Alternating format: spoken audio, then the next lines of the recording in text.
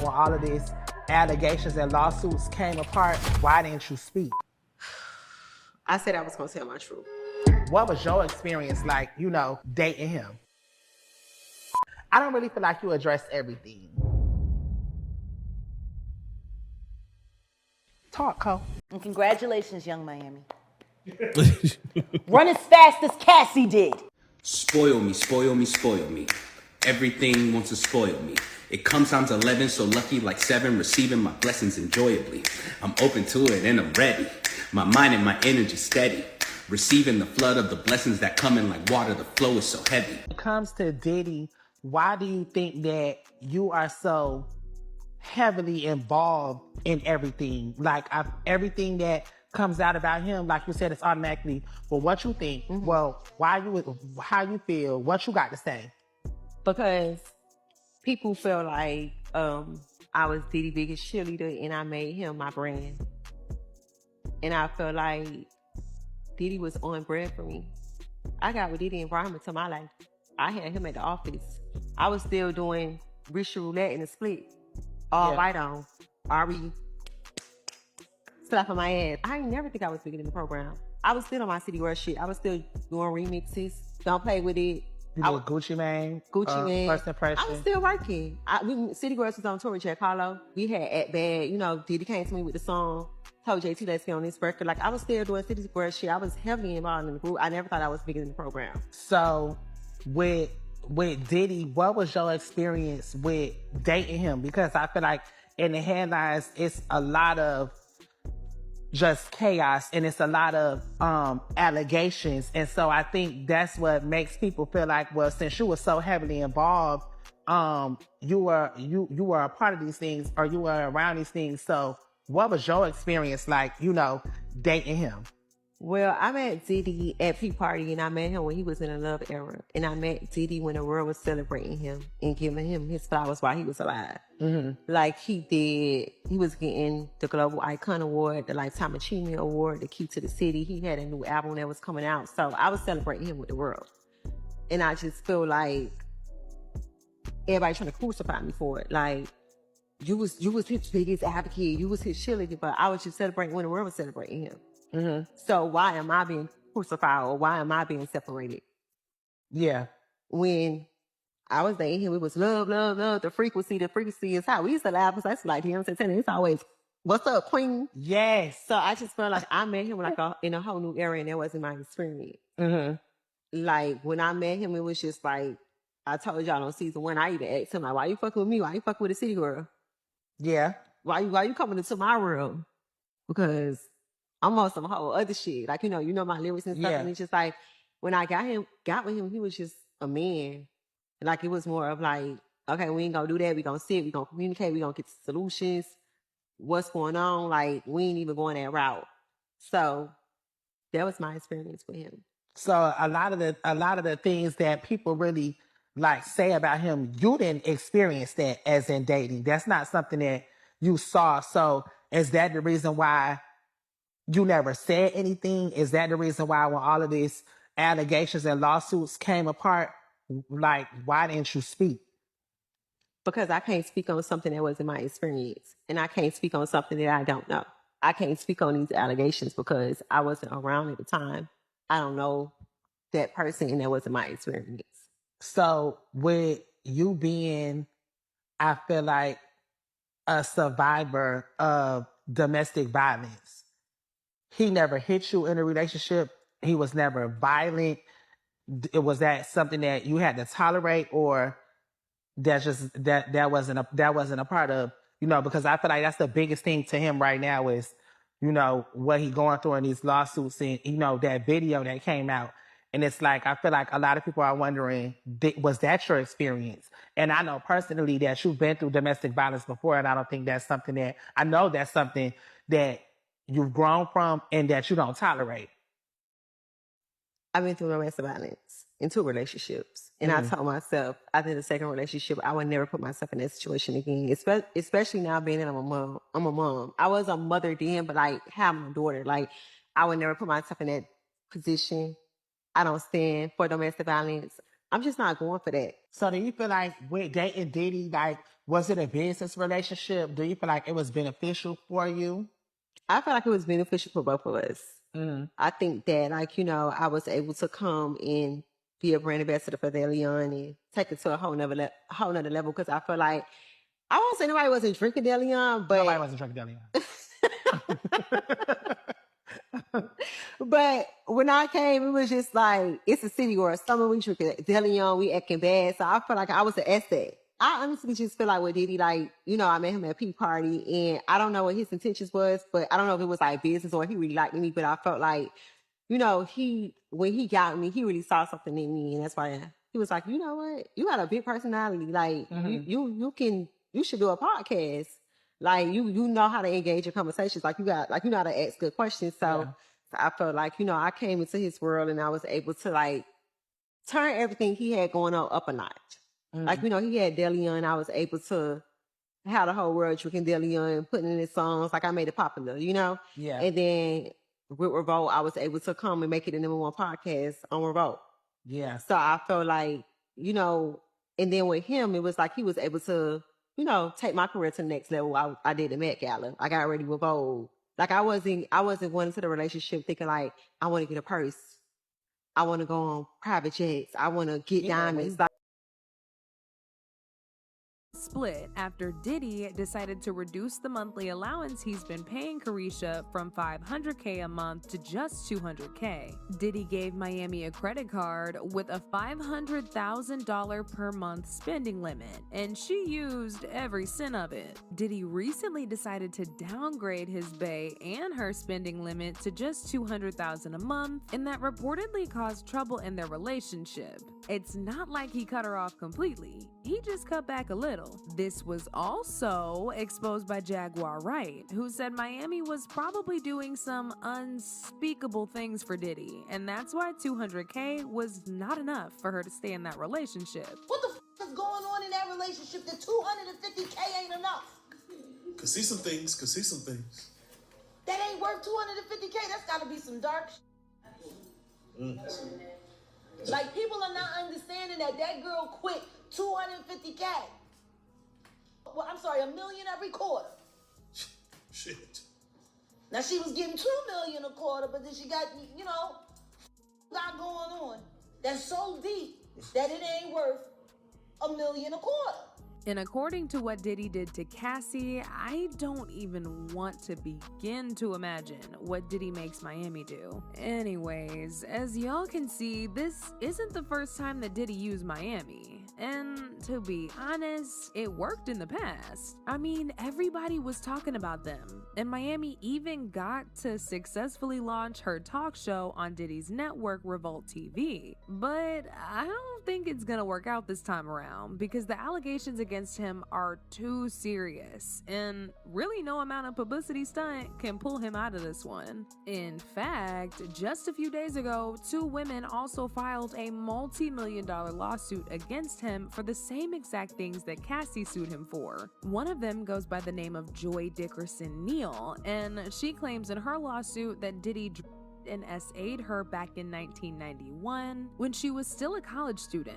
Diddy reportedly took her to dinner at a restaurant and slipped a in her drink when she left to use the bathroom. He later brought her to a place he was staying to SA her, video recorded the act, and showed the footage to many people. Now, his third victim, on the other hand, has kept her identity a secret, and she also accused Diddy and his friend Aaron Hall of SAing her in Aaron's apartment.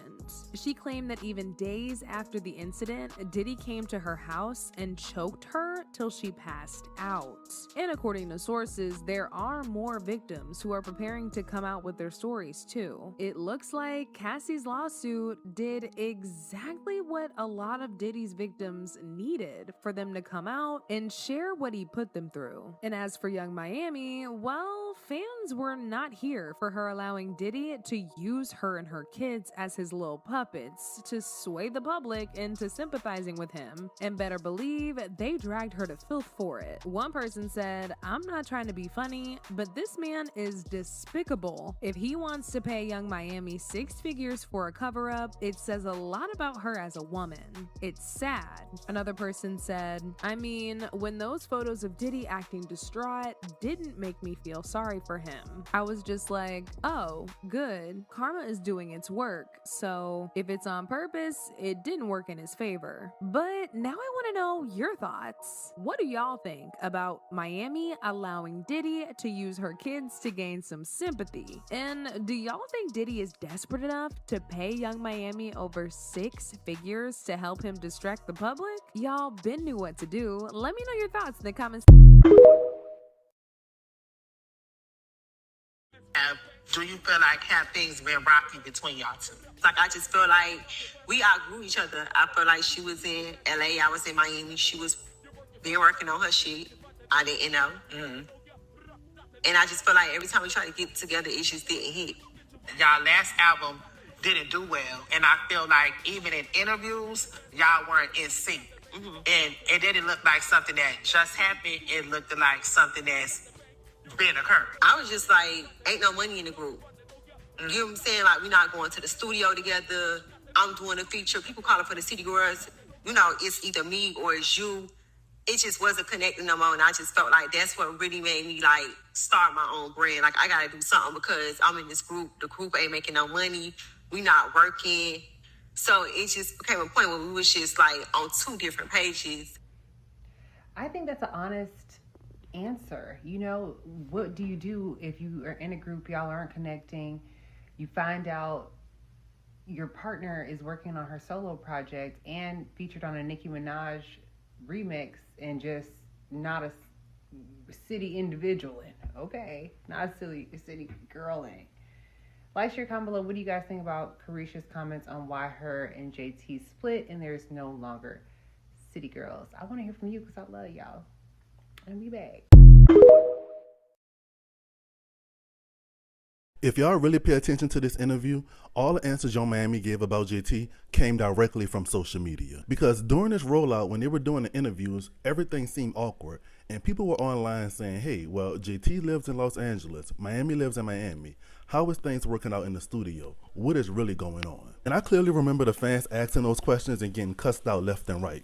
So to come back and say the same things they were saying online just seems very weird to me. It just felt like she came there with those questions already answered.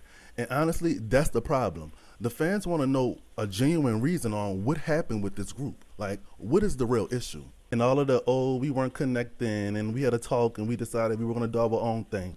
That just sounds like a social media post you saw somewhere. That sounds like something you responded to online. I don't believe that at all. And while we're already here, why does it seem like every time something drops for one of them, something drops for the other one? That's just something I'm picking up. Like, I'm noticing that. So let me know what y'all think in the comments. Like, am I the only? And congratulations, Young Miami. Run as fast as Cassie did. I'm sorry, I'm a little upset about it. Because Al B. Shore just came out of his coma. And I've been talking to Al and we've been texting back and forth. And I'm just glad that he's alive to text. Oh, wow. Definitely. Definitely. Yeah. But when you think about Kim, I was thinking to myself the other day, Uptown Records started with 5 people. Andre Harrell, Al B. Shore, Heavy D, and Puffy. And Kim was the longest working employee because she was there from the very beginning. She was Andre's personal assistant. Kim is dead. Heavy D is dead. Andre Harrell is dead. The only 2 left are Puffy and Al almost died. Isn't that interesting? That is interesting. Heavy D was found dead, face down in the heart attack. Andre Harrell, heart attack.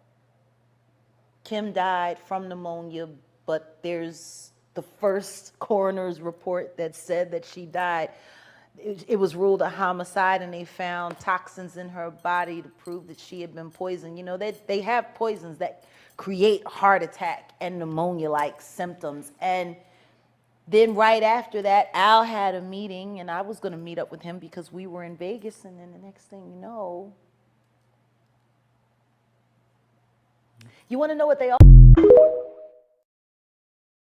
So Young Miami, aka Caresha, went on Revolt TV yesterday in her very first episode of season 2 on the Caresha Please podcast TV show situation and spoke on the whole Diddy thing. And I'm glad she did that instead of actually going and using her Twitter fingers and actually tweeting this information for free. She actually made some money out of it. So that's very smart of her. And that also tied it into what she said. She said basically that when she was dealing with Diddy, that was not her world. Everything that was happening with Cassie, that was not her world. She don't know anything about that. So that means Diddy never raised a hand on her, and she never had to, traffic. So what she said was Diddy never did none of that to her. She never witnessed any of that. But didn't the court say that she was transferring the pink substance to Diddy whenever he needed it? And she was getting a lot of benefit, and her career was actually elevating. She got a new talk show. She was able to promote his brand, like his liquor brand, and all of the other stuff. So yes, she was benefiting from it, and Diddy knew who she was when he first met her, because she was the city girls, the city girls. But I don't believe that she didn't have to do none of that stuff. I don't believe that she didn't have to participate in the freak offs. And I do notice the white nails, and we all know what the white nails is for. So I don't believe all the lies that she's trying to say so she can make herself look good. You know what I mean? Because Diddy did not just transform into a good person all of a sudden once you met. Diddy is literally the devil in person. You mean to tell you that Diddy had the opportunity to use you to do all these nefarious things, and he just changed his mind out of nowhere? He just became a man of God out of nowhere? Ma'am, we know you miss the scene. We know you want to get back. We know that you want to start making music again. So you try to save face by saying that you never experienced that. But I'm not buying it. Then she covered the whole situation with her and JT. And she basically said they outgrew each other, which we saw. We could see that because you guys were arguing on social media instead of actually calling each other and talking on the phone. And she's basically talking about you with fans over text messages. So we kind of saw it coming. We knew that something was not right. But I also, in my little brain, I'm also thinking that she saw what you were doing, and she saw how Diddy was manipulating you. And I don't think he was manipulating you. I think you were willingly doing the things because you wanted to elevate your career and do better than JT. So therefore you decided to partner up with Diddy, which has helped you a lot until all the situation happened.